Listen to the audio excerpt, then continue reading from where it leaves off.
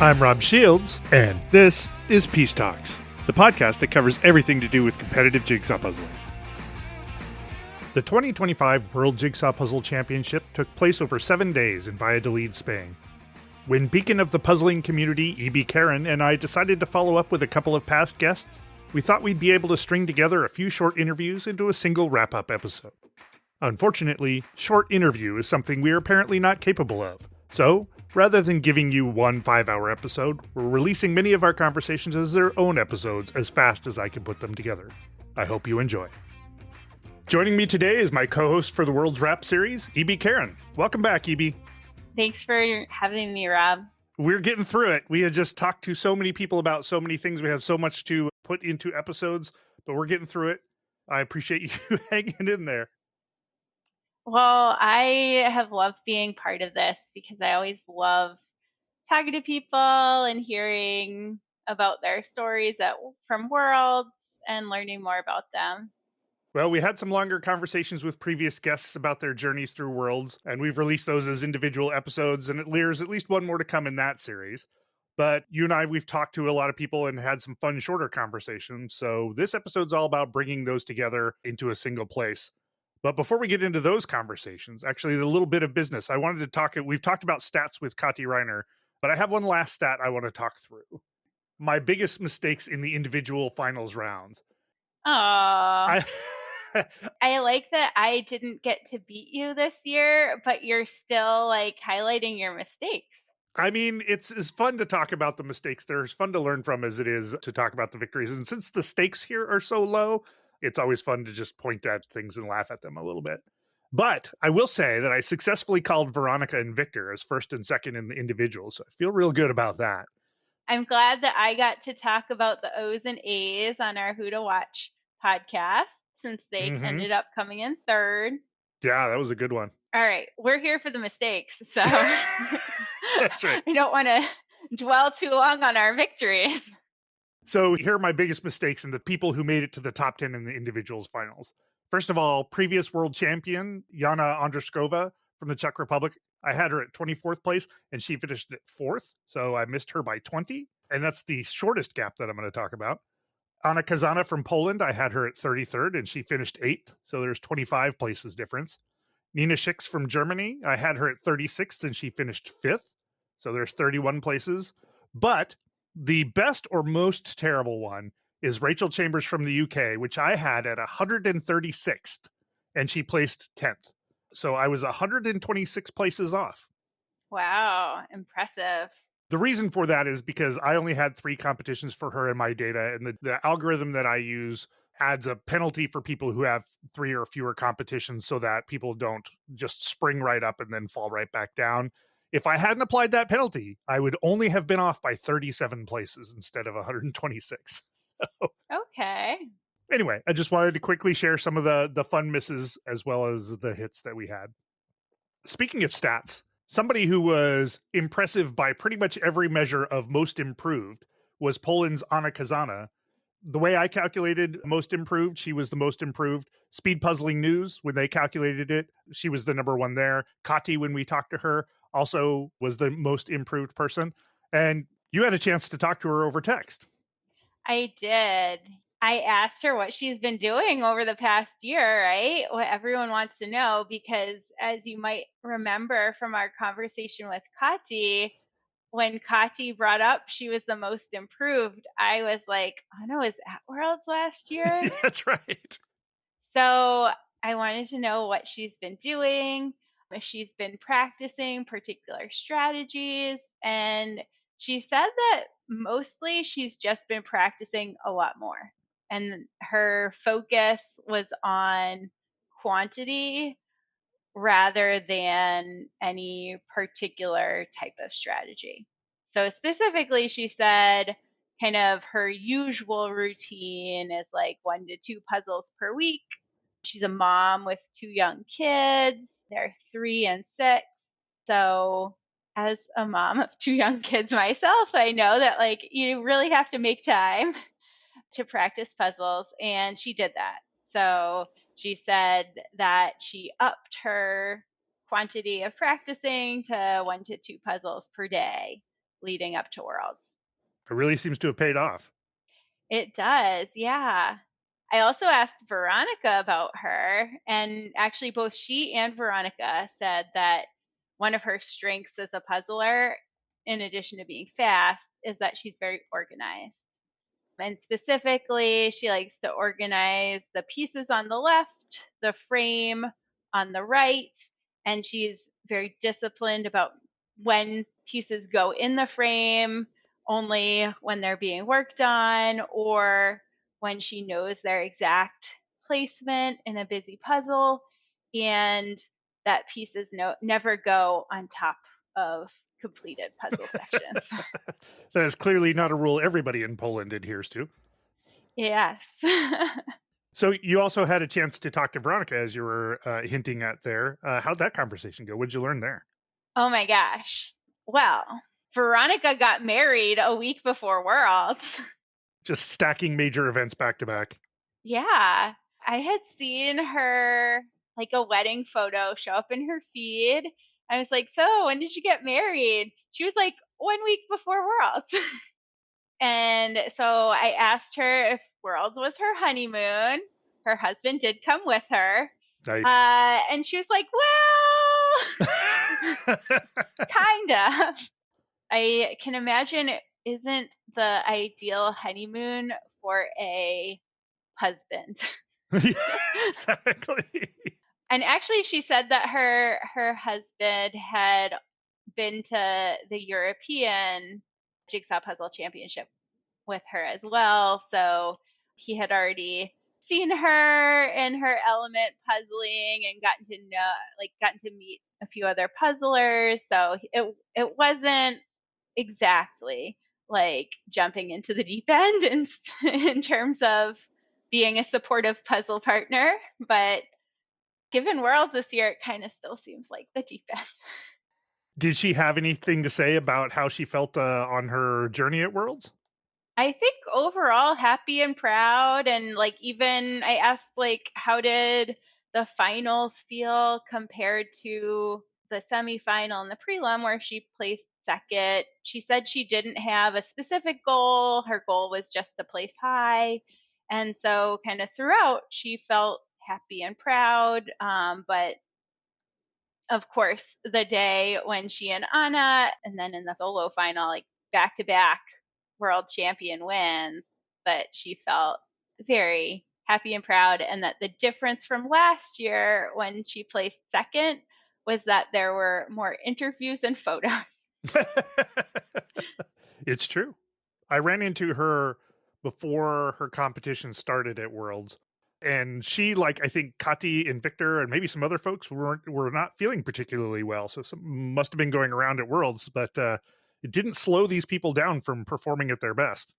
Yes, she was sick. She did say that also. And that between being sick and getting married, that she really hadn't had time to be speed puzzling leading up to Worlds. And she also didn't have time to stress over it. So considering all that, even makes it even more amazing. Like, what a win.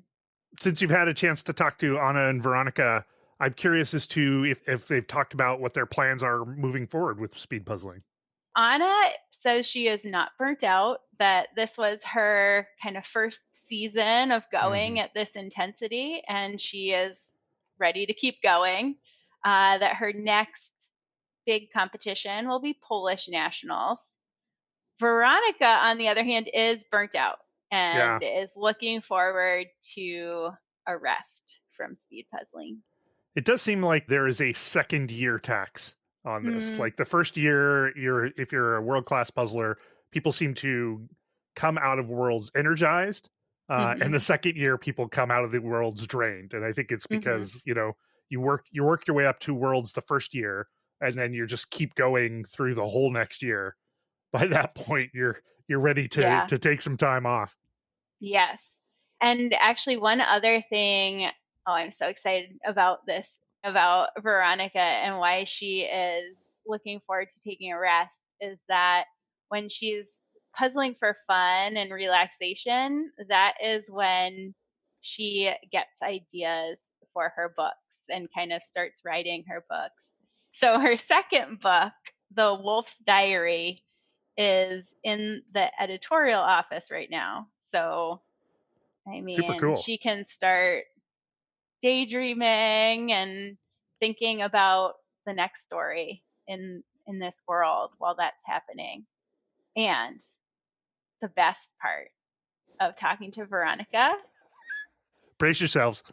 is that my dreams came true.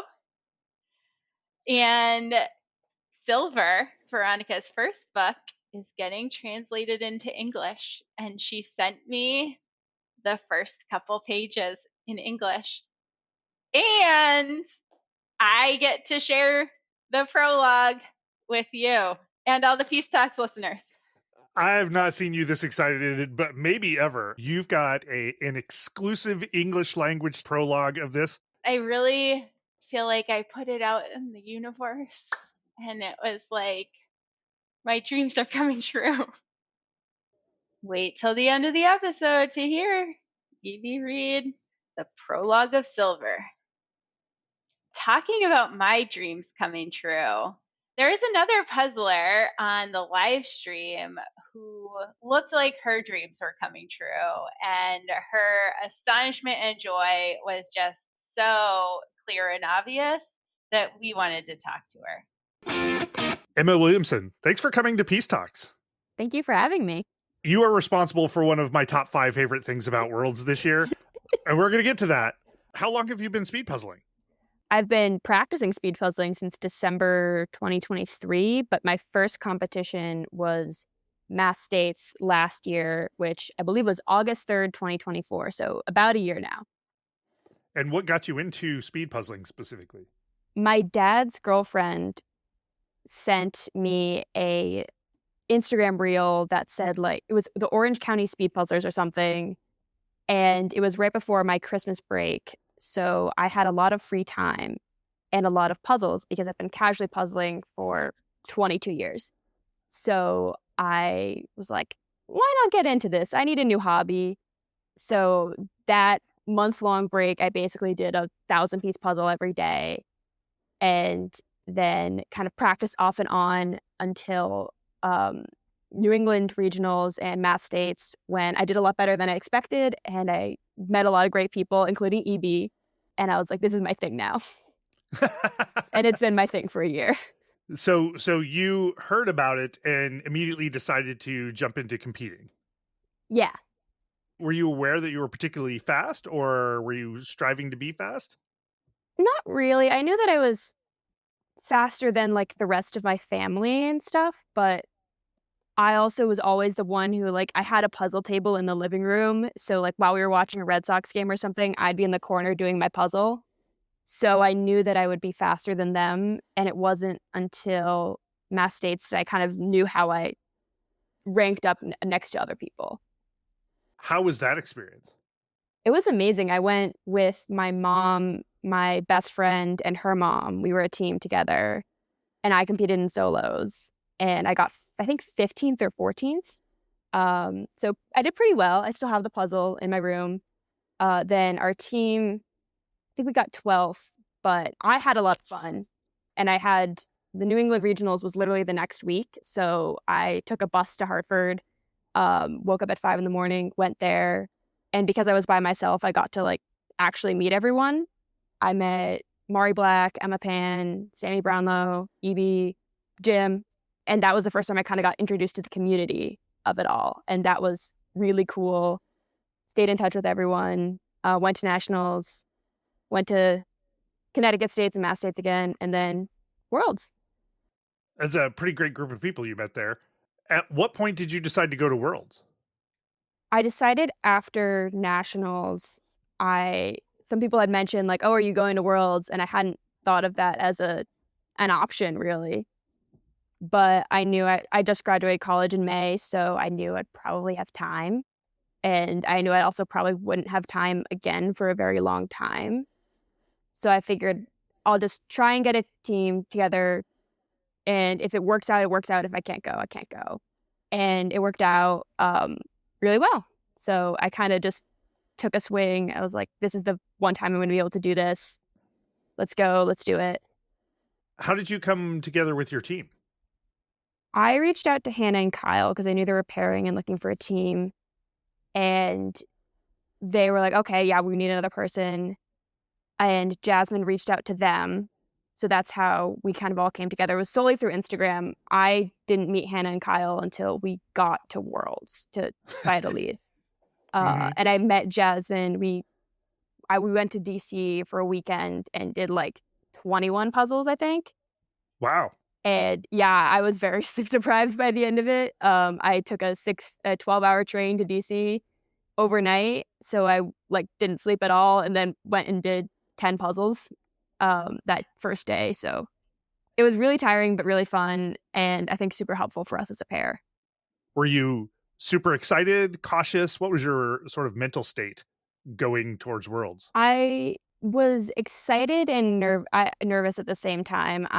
Before nationals, like the first night before, I couldn't sleep because I was so nervous about it, and I was really worried that was going to happen this time. And I think the thing I was more worried about was traveling in a new country. I'd never been to another country by myself before, so that was a whole new experience, and that took away most of my like competition nerves. I knew you spent that nervousness elsewhere. Yeah, I spent that nervousness wondering, oh no, am I going to be able to fit my luggage on the train and other things like that. In terms of like what I knew, I think I knew a lot less than I thought. I knew that it was going to be released puzzles for the prelims, unreleased puzzles for the semis and finals. I knew kind of the vibe. I didn't know exactly what to expect. I didn't know a lot of the like puzzlers who weren't from the US. Like my team would be mentioning people by first name only, and I'm like, I have no idea who that is. I guess they're big, and they are big apparently, and they're really, really nice. What was your first impression coming to the venue, the Dome at Valladolid? The first time I was there was for the 40,000 piece, and my first impression, I was very sleep deprived and jet lagged. I just had a night flight, and my first impression was, oh boy, it's really hot in here. The sports field near where I went to college, they would, like, during the winter, they would cover it in a bubble to have sports during the winter. I thought the Dome was going to be like that. I don't know why. That was the one thing I could think of. And it wasn't. I was like surprised it was a freestanding structure, I guess. I thought it was like a temporary thing for some reason. Yeah, it was a very strange experience. It's a very strange venue. Your first actual event was at the individual heat? I did the exhibition, the organizations competition, which was very hectic, but very fun as well. I liked getting to know everyone and puzzling with everyone and talking about puzzle strategy, which I don't really tend to talk about or think about. I just kind of go. So it was nice to get kind of a different perspective. But then after that, it was the individual heats. Were you nervous going into your first individual heat? Very. I was so nervous. Like the night before, I was so nervous. Because I had a whole day where I wasn't competing at all, and I just was like, oh, I don't know what to expect.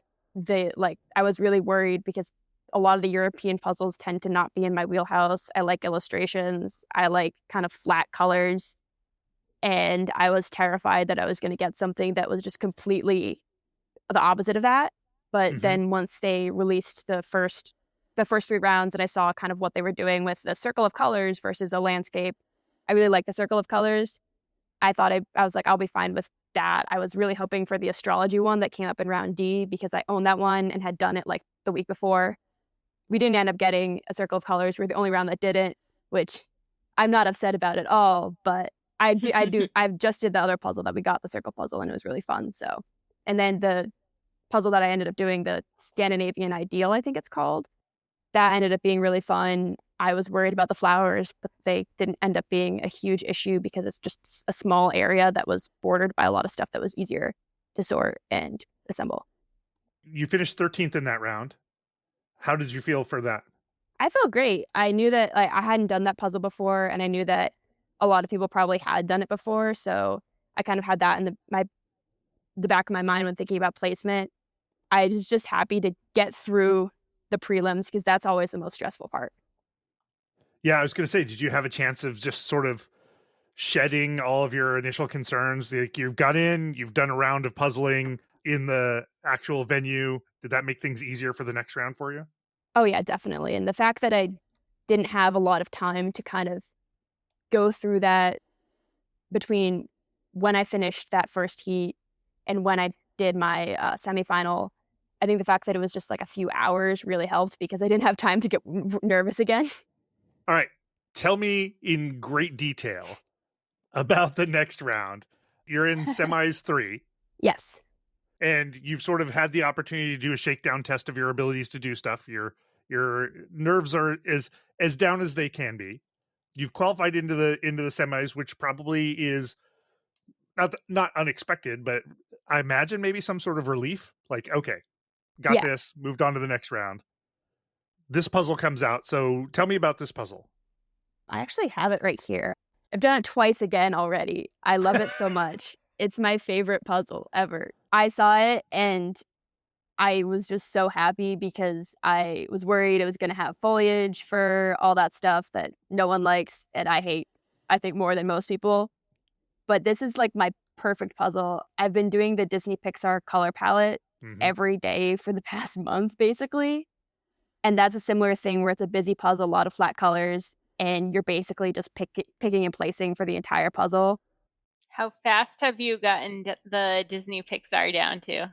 24 minutes and 3 seconds. Today I was 24 minutes and 6 seconds, and I dropped a piece on the floor, so I knew if I didn't do that, I would have broken my PR, but... And how about the, what's it called? Happy Kawaii, Cute Kawaii? Cute Kawaii Chaos. That's the one that you have in your hands right there? Yeah. So how fast have you gotten that one down to? I got it just under half an hour the last time I did it. I normally don't exceed my competition times until after like several attempts, so I was pleasantly surprised that I did better on it the second time around. So for folks who haven't seen this puzzle, and since there's no video component of this, can you give them a brief description of what this puzzle is all about? It's just a bunch of kawaii characters. They've got everything under the sun. They've got different fruit.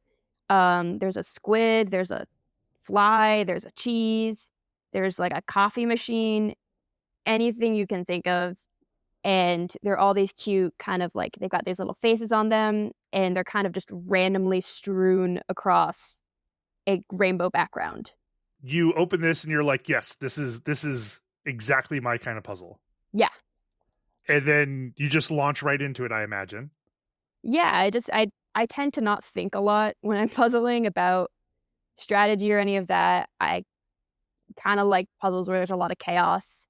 Because in my mind, I'm just constantly like, ooh, these 2 pieces go together. Let me do that. Ooh, these 3 pieces over here. And this kind of allowed me to harness that in the best way possible. Because a lot of times it can be a downside if I'm doing that. But this puzzle is perfect. Right, because most of these images don't have more than a couple of pieces attached to them. Yeah, I think the most is like 6 or 7 full pieces. So it was a lot of really small pulls, a lot of, oh, I see these 2 pieces that go together. Let me put them in place and forget about them for 20 minutes. Do you have headphones on, or are you? Oh, yeah. And so are you listening to some loud music and everything else sort of fades into the background, or? Yeah, I've got a playlist that is, the playlist itself is like 4 hours long, but I have it so I play the same songs whenever I'm competing.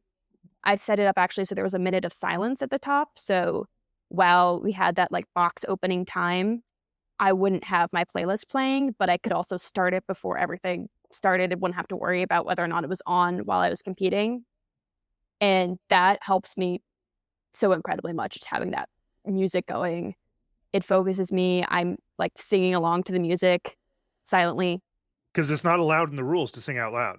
No, it's not. Otherwise, I think I probably would, but I'm mouthing, like if you look at me while I'm puzzling, I'm almost always mouthing along to the words of my songs. You're going along. I assume that you're having a good time of it. Yeah. You get towards the end. Do you have a sense that maybe nobody has finished yet?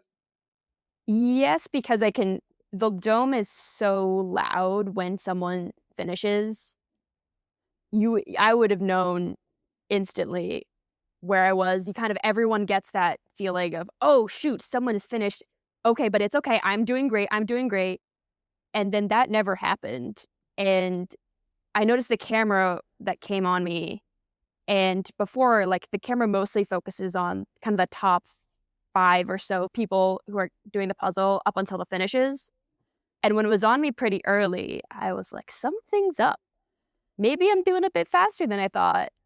And there's that initial kind of freak out of, oh no, the camera's on me and I'm now suddenly doing terribly. But it was on me for longer and I'm like, oh, that means I'm going fast. Time to go faster. And as it went on and there was still no applause, I was kind of suspicious, but I still couldn't believe it when I finished first. I still can't believe it. It's insane. So you finished and then you took your headphones off. Describe for me like the next few seconds after that. What goes on there? Just the utter like adrenaline that's been coursing through my veins and having that all kind of like that moment of quiet. And I just kind of wanted to collapse because it takes a lot out of you. A lot more than you'd think just to be doing something that's and so high octane for 30 minutes. It was an out of body experience. I still I can't describe it. How did you find out you were first? I asked the camera guy and he was like, yeah, you're first. And I was like, no way, but apparently, yeah. I caught subtle hints that you might have been surprised. Yeah, I was really subtle about it. I mean, this, we brought you on because of your subtle reaction. We don't usually see winners that emotionless. but for real, like the camera guy tells you this, and it seems to have like shook you to the core in a way. Yeah, the most competitive competition I've won has been DC puzzle competition, but I never won like a state or regional thing. I've never won any heats at nationals. And I didn't think I was like that caliber of puzzler. I still don't really think, I think I have a lot of imposter syndrome about that moment. I wear my heart on my sleeve. I show my emotions all the time. But this was just, I could not express my shock. Your reaction is, I think, iconic. Yeah, I'm a meme. You've adopted that on your Instagram avatar, if I recall correctly. Yes, it is my Instagram profile pic. So, which is more meaningful for you, having won that round or having become a meme? I don't know.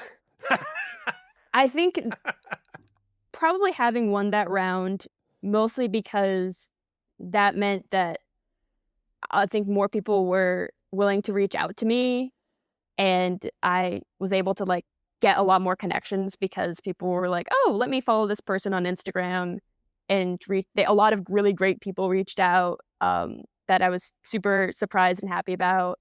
And I think I probably wouldn't have been able to make those connections if I hadn't kind of made my mark. But also being a meme is a lot more funny, and I will probably mention that a lot more in my regular life. You ended up beating the person who ended up being the world champion in that round. By a ways, minute and 25 seconds. Imposter syndrome or no, like that puzzle obviously was your jam, but ultimately you go on to finish, was it 20th in individuals? Yeah, 20th. That seems to me, now you tell me if this is right, that seems to me to validate that you are a world-class competitor. Thank you. Yeah, I was really worried going into the finals that I was going to kind of underwhelm based on my seating. I was telling a lot of people because it was me, Victor, and Katya at the front. I think, Rob, I told you this, where there's the meme where there's the 2 scary dragons and 1 goofy looking dragon. And I was telling anyone who would listen, I am the goofy dragon in this case. But I really liked the puzzle. It wasn't very easy, but it was doable. It was something that I knew it wasn't one of my like classic weaknesses. There weren't flowers, there weren't foliage. So I was really happy about that. I like flat colors. This was exactly that. And I had a lot of fun doing the puzzle. At one point, I remember I looked over at Kati and I was like, oh, we have the same amount of pieces left. We didn't.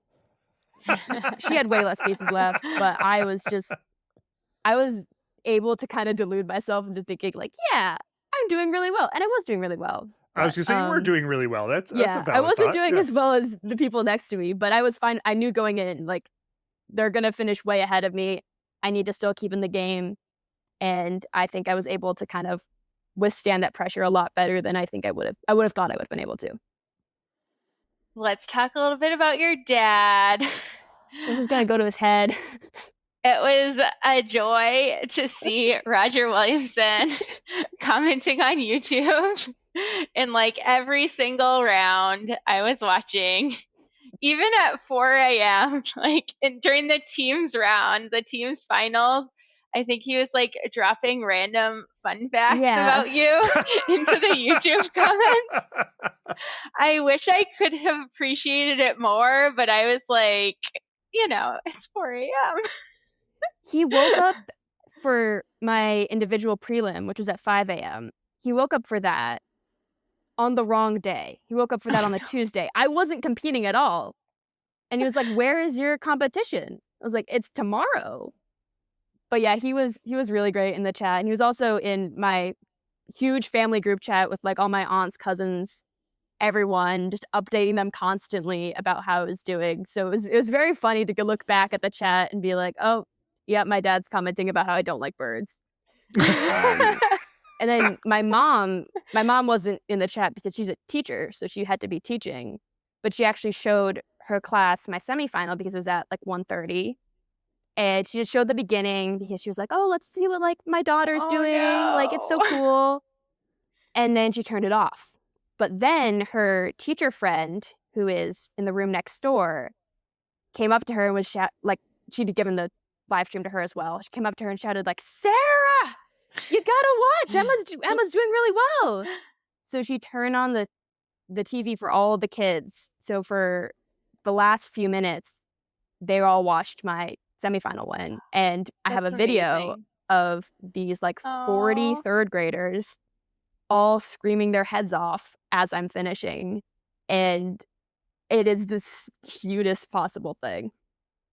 I think you're inspiring the next generation of speed puzzlers. I hope. We need more of them in southeastern Massachusetts. We're all concentrated in Boston now. The South Coast needs more puzzlers. Your dad sounds like your biggest fan. Has he always been that way? Yeah, about the puzzling, definitely. He emailed my local newspaper before I went to Worlds with the subject line, "Big news," about me going to Worlds. They did not pick up the story. They had other stuff to cover. They did not believe in his big news? No. I think they just, deleted that one. But I'm puzzling a lot while he's like at work because he works remotely. And he'll be on a call and he's like, "Oh, my daughter's puzzling in the other room. She's a speed puzzler. You should follow her on YouTube." I have a very big supportive family and I'm really grateful for them. They were always cheering me on throughout all of Worlds and also all of life. I know you've been wearing the green hat for a while and that it's like your lucky hat. Do you feel like you now have to wear the jersey so that people can recognize you? Oh yeah, the jersey's staying on. I originally, so I had a very complicated hat system based on which round was going to be and which hat. Like my Red Sox hat is navy, so it went with my Paris shirt. My hat with my dog on it is like a lighter blue, so it went with a team shirt. And then obviously my green Celtics hat for solos. And I was debating what to wear for a shirt. And then I did a few practice runs wearing my Celtics jersey just because it's a bit big and I was worried it was going to kind of, harm my performance. And I felt pretty good wearing it. And I am so glad I did because I think with the heat, it really helped that I was wearing like a mesh tank top the entire time. Emma Williamson, it's been a pleasure. Thank you so much for joining us. Where can people follow you? You can follow me on Instagram at Emma S. Williamson. I don't post a ton of puzzle content. It's just my regular Instagram. But if you're curious what I'm up to, that's where you can find me. Feel free to reach out. Instagram DMs. Right at the end of Worlds, a new European committee was announced. We wanted to know more about why there was a need for a European committee and what it's all about. So we talked to two of the founders to find out. Hey, I'm Andreas, and I represent Belgium. I'm quite new in the speed puzzling scene. I discovered, like many people, the World Championship via Karen Puzzles, I think, on YouTube, and have been hooked ever since. This is about 2 years ago. Since then, I founded the Belgian Speed Puzzling Federation or Association, leading it as well. And we've had our first national championship in 2025, and we continue from there. I am Daniela Berendsen. I am representing the Netherlands. I am part of the board member of the foundation of Speed Puzzling in the Netherlands. I started to puzzle, of course, since I was a kid, together with my father. But I heard about speed puzzling years ago because in the Netherlands we have a competition with a specific brand, Jan van Gasteren from Jumbo. I started to participate with my family in those competitions. And then years later, I heard about Worlds. And I couldn't find that team. And a friend of mine said, open an Instagram account and then you will find people. And suddenly I became the Purple Puzzler. And then a part of working on the speed puzzle in the Netherlands, I have my own, let's say, brand as a community manager because I love to bring people together. So I'm organizing a lot of activities, giveaways, and I like to make videos as well for the community. What prompted the idea of something bigger than individual country committees? I met Mineke Boet-Verhoef. She had the first idea of creating a Facebook group on where people from the Netherlands and Belgium became united. So then we had this idea of a speed puzzle in Benelux. And this is just because the Netherlands is so international that we had a lot of people from Belgium and Luxembourg living here. And this is how we connected, for example, with Stein from Belgium and Catherine from Luxembourg. And we came last year to Valladolid with the idea of being together. But then we understood we needed to register ourselves first as individual countries with the vision, so in the future, to have a union. And then, of course, when I heard that Nordics were having a contest, etc., we thought this is the direction we want to have. But then in parallel, Andreas came with this idea in the group about organizing this European committee. So, wow. Yeah. I've been a part of a global volunteering community before, and I've seen what umbrella organizations can do. Connecting people who do the same thing is extremely interesting for your community because you learn so much, you get fresh ideas all the time, you meet people, like-minded people with the same hobbies or with the same background, and it's just inspiring.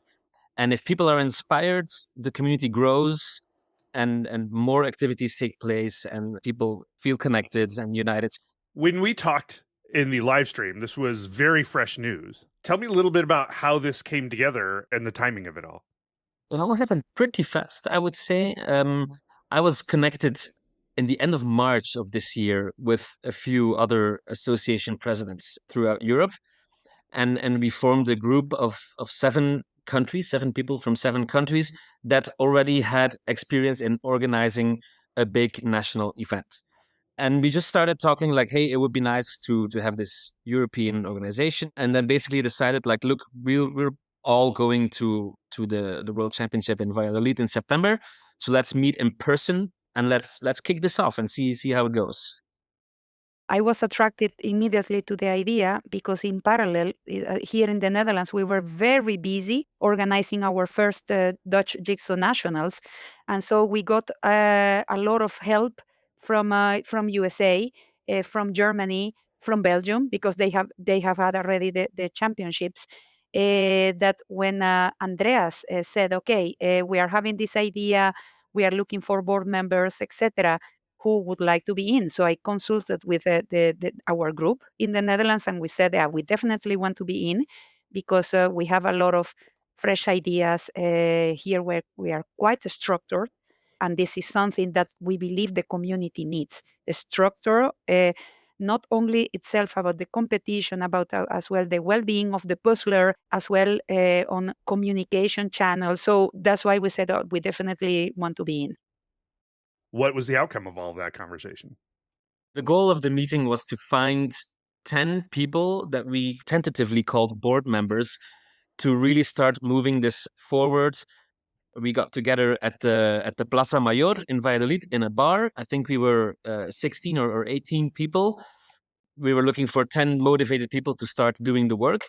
And when I asked, like, should we just try maybe show of hands who is interested in this? And exactly 10 people raised their hands. So that was maybe the easiest decision we've made so far. After that meeting, where have things progressed to?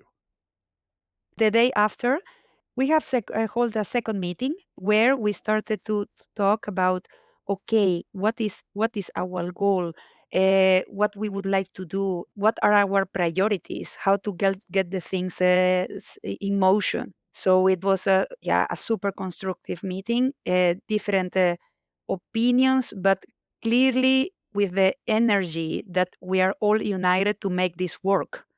We have Michael Smets from Germany.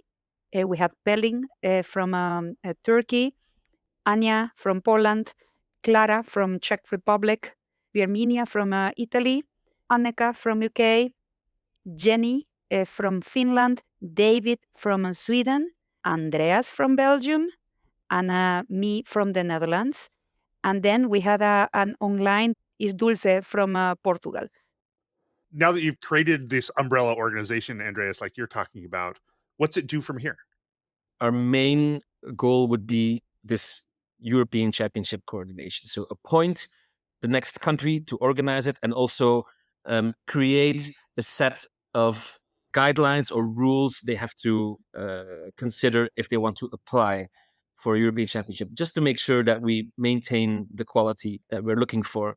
And at the same moment, I think unity is also important in this case, that not every championship is different. So we try to find rules that everyone can use, like how big should a puzzle be? How much time should we give? How many people go to the final? How much money can we ask them? How much prize money is there involved? Or all these kind of things we the lighting talk about. conditions, ergonomic conditions. What do we do with mixed nationalities? What all these question marks that happen in many tournaments. And in this regard, we are working together with IcePack, the International Speed Puzzling Advisory Committee. Yeah. Because they also talk about these things and they think about these things a lot. So we want to work together with them and come up with like a common rule set for large tournaments. Yeah, and building up on what Andreas is saying, we believe in a freedom within a framework. And with this, what we mean is like each country needs to keep their authenticity. So because we are just an umbrella organization, of course, we can advise, we can help settle things up. But for example, in the Netherlands, if we want to run a competition that takes 4 teams, 2 hours is 2 hours. But maybe the people in Poland, I don't know, with 15 minutes they are done, after the results we saw. So that's why we need to keep the authenticity and the needs of each country individually. We are respecting that. We acknowledge the different needs of the different groups. Meanwhile, in parallel, we work on the European Championship standardization of this, and we want as well to build even a pipeline. Like people, they already know, okay, we already announced it, next year will be Turkey, Turkey, but then in over 2 years, it will be, I don't know, this location, in over 3 years, this location, that then people can prepare, and that the countries, they have the time enough to organize themselves. You mentioned on the live stream that Turkey is going to be the location for the next European Championship. Given how fresh this organization was at the time of that announcement, how did you guys come to that decision? The Puzzle Association in Turkey is one of the most experienced associations that we count in the group. They have more than 15 years active on this sport and doing crazy stuff like puzzling in the snow, puzzling in a swimming pool. So they are extremely active. We understood that from Pelin that this year they were already organizing the championship for this year, but there was some miscommunication. In parallel, Hungary, they wanted to organize it as well. So they went ahead with this, and they had an amazing result. Everybody loved it. But Turkey was half of the way. organizing this. So for us, it felt like the natural choice, an association with huge history already. If you compare to, I don't know, the Dutch, we are in February will be 1 year life officially. So yeah, for the whole committee, for all the countries, this was an unanimous decision. But then moving forward, you're looking at something sort of like maybe Olympic committees where different countries bid for having the tournament in their area. Yeah, something like that. Yes, absolutely. Yeah. So the countries would have to tell us, like, we would like to do this, and look, we already have a venue in mind, and this is our financial situation, so we're sure we are able to carry a large event, and yeah, things like that. Yeah. Are the details of the Turkey event known yet, like the actual location and the date? No, the only thing that we agree in the committee is to standardize when in the year is happening. So we literally checked. Andreas is already collecting all the European championships to put it in a line, to show it in the map. And we noticed the first half of the year is extremely busy with a lot of activities. So then we said, okay, why not to move it to the last 2 weeks of October and November, considering that one, puzzling is an indoor activity, and second, the cheapest flight tickets are happening in November. And then we balance a little bit over the year all the things that are happening, because more and more activities around the corner are happening, not only the official ones. So in this way, we give a chance and we bring a balance among at least the European countries. The end of October is coming up quick, and November is coming up quick as well. Is it fair to say that the Turkey competition isn't going to be real soon now? It's going to be sometime in the future. 2026, absolutely. Because we've had Hungary 2025, which was in July. So we've had our European Championship for this year. Yeah. What type of relationship does the European Committee have with the World Jigsaw Puzzle Federation? I know that a couple of the 10 members that you listed are the vice presidents of the federation, David and Pelin. Yeah, we have 11 board members even. But yeah, David and Pelin are mentioned as members of the World Jigsaw Puzzle Federation. We have no affiliation with the federation itself. So this committee is really a bottom-up organization. It comes from the members of different countries in Europe. So it's not founded or organized by the World Jigsaw Puzzle Federation or the World Jigsaw Puzzle Championship that is organized in Valladolid every year. So if people want to become involved or at least keep track of what is going on or have topics that they want to make sure are raised with this committee, how do they go about doing that? Yeah, one of the needs that leaders of the associations were talking about is about having an established communicational network where people can get answers, where people can express by themselves. And that's why we decided, okay, we want to play a role with that as well. So let's say you have you are a puzzler, you have questions, etc. Of course, you need to communicate first with your leaders because they are the ones connected to the rest of the world. If something, let's say, cannot be handled or needs advisory from us, they can contact us because we will work as the way to connect to different entities. And I'm talking here about an entity can be sponsors, even the same federation, or, associations of outside of Europe, that can count as well. So each European association knows about us as an advisory committee. So please, I invite all the puzzlers around there, if they have questions, etc., the best who can provide details are the leaders of your own associations. But of course, we are working as well on settling up all the digital ways to communicate. We're building a website, and it will be called ecjp.eu. So that's ECJP is our abbreviation for European Committee for Jigsaw Puzzling, ECJP. And we also have an Instagram channel that people can follow. It's been launched like 2 days ago, and the followers are coming in really fast. The handle name is ECJP_EJPC, which sounds complicated, but it's European Committee for Jigsaw Puzzling _European Jigsaw Puzzle Championship. So those are the two abbreviations. Yes, and we are quite new, so please be patient. We want, of course, to create a post explaining who we are, etc. But a lot of things are happening, a lot of things are ongoing. So we are going to get there soon.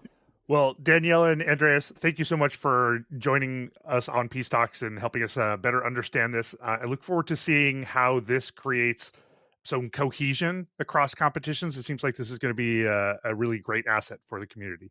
Thanks. Thank you. Thank you. Thanks for the invite. So that was something exciting that happened on the live stream while you were on there, right, Rob? Yeah, it was very interesting. There were a lot of interesting things going on in the live stream. I know. The day before was probably the most dramatic live stream experience in puzzle history so far that I can think of. I was telling many people who were there that they've just lived through some puzzle history. It was sort of iconic. Just for those folks who don't know, we had been bearing through some rather warm weather, understating it, in the Dome in Valladolid. So Michelle Casper had me on to co-host with her for the team's round 3. And the weather had turned pretty dramatically away from the oppressive heat, which was nice. It was cloudy. And as we were in the middle of this live stream, it starts raining. And the Dome, it sort of looks like it's made out of a big plastic shell, and it sort of is a big plastic shell. So when it starts raining on that, you can hear it pretty intensely. And then hail started pounding the Dome. And so I was sitting right next to Michelle as we were live streaming, and I could not hear her. We talked a lot to people who were out there in the middle of the field about later on whether they could actually hear each other. And most of the puzzlers didn't even phase them. They just went straight through it. But then we got lightning and thunder. It was all very epic. And the Dome is sort of translucent. So all of the lightning was lighting up the Dome a little bit. And then we lost power. But we lost power in the funniest way. The Dome lights themselves maintain power. So all the puzzlers still had power, but all the there was a ring around the Dome and all the wall power was gone, which means that the official clock was down. All of the live streaming things were down. All of the lighting around that side were down. Fortunately for me, I had hooked up my laptop to my phone to get internet, so I wasn't relying on the internet inside the Dome. So I went to check and see how things were, like what the live stream looked like on YouTube, and I found that, we were no longer live streaming because we didn't know, but the chat was still going. I was like, well, I'm going to go look around and see what's going on because people didn't know anything. And I came back and started typing into the chat, here's some stuff that is going on. And the chat seemed responsive and excited. And I was part of the chat. Everyone was so appreciative of the update. So here's the funny thing is that I was so busy writing into the chat that I never actually read the chat. So I have no idea what happened. And now that because we were actually down, YouTube doesn't record that as part of its live stream. And so you can't see the chat during that time. So it's an ephemeral moment in puzzling history. But it was a lot of fun, in my opinion. It's my kind of chaos. Nobody's at risk of getting hurt. You have to scramble and do new things. So Michelle got up and took her phone and started updating the live stream. And then we were interviewing Sergio Roca from Norway. And we had another person, Weronika Ness, on board ready to be interviewed. What ended up happening between Sergio, Weronika, and myself is we just sort of self-organized such that Sergio and Weronika were going out into the world, coming back with like handwritten notes, handing them to me. I would type them into the computer. Then they would go off and take more notes and then come back. And one of the more gratifying things that I actually did see is that there was a table right next to me, right next to the broadcast booth. And I saw when they switched over, because this was right as people were going from their first puzzle to their second puzzle. And so it was like, dramatic moments. And I tossed into the live stream just because I saw it into the chat, that the table next to me had turned over. And I saw 3 different people go, oh, yay, I love those people. I'm cheering for them. And I'm like, oh, yeah, we're doing a good service. Because up to that point, I was just like, here's some information. Well, that's also when there was a leak in the Dome. So we were watching as the rain came down onto one table, and famously Charlie from the World Jigsaw Puzzle Federation had a chair upside down over the top of the table trying to deflect water while they got their pieces into place. is such that they could then move the puzzle to a different table. And all of this is going on, chaos. And then power came back on. We started getting the live stream back up to speed. Took us a little while to figure that out. Clocks are back up and running, and everything sort of settled down, almost like it never happened. Because we talked to the puzzlers and they were like, yeah, stuff was going on, but it was no big deal. Whereas like for me and the other people in the periphery, as well as the viewing audience at home, like chaos had happened, all kinds of weird and strange things were happening, but the puzzlers were just like so deep into their puzzles that they were like, yeah, we heard the rain. Some of them were like, yeah, saw some other team have a leak, but we were busy doing our puzzle. Because I think everybody was like, well, the people next to us aren't slowing down, so we're not going to slow down. So not even a blink. Everybody just kept right on puzzling. But for us, it was quite the adventure. Well, I'm glad that you got to have such a memorable adventure that you'll never forget. No, it's true. It definitely felt like the gods wanted to tell us something, like it was biblical in a way. So, talking about epic tales, we are at the end of the episode, and stick around for the prologue from Weronika's epic book, Silver. You can follow Evie on Instagram at PuzzleFreeOrDie, and check the show notes for the complete transcript of our conversations with Anna Kazana and Weronika Huptas. Thanks for listening to Peace Talks. You can follow the podcast on Instagram at peace_talks, and you can send email to peacetalkscast@gmail.com. And now, the prologue of Silver. Every forest holds its secrets, every one of them, but most of all, the Greenwood Forest.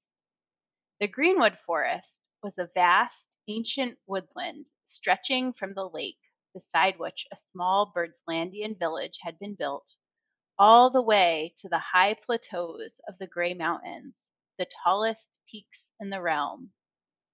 Within this forest dwelled a herd of wondrous beings, so pure and beautiful that even some of the demons held them in reverence.